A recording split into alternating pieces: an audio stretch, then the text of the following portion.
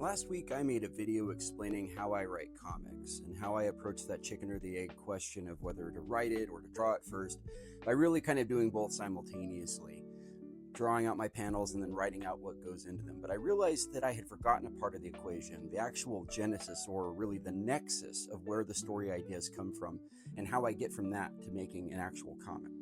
Now, I don't know a single writer who can tell you exactly where their story ideas come from, but near enough it comes down to something like this.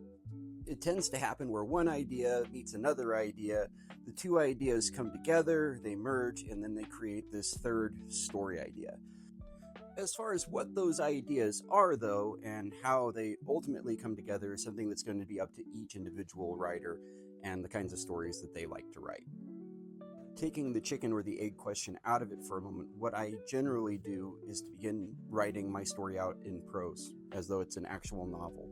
This allows me to get a richer sense of characterization. I can include details that can't be included in the final comic, and all of that stuff will inform those comic pages when I ultimately extrapolate images and panels out of my own writing.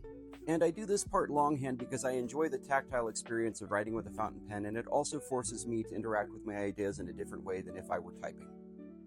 Holistically speaking, what I presented to you here as a part 2 to how I write comics is really more of a part 1 because this process would precede any kind of visualization that I'm doing in my sketchbook of images and words combined. But put these both together, watch my previous video, that's how I write comics.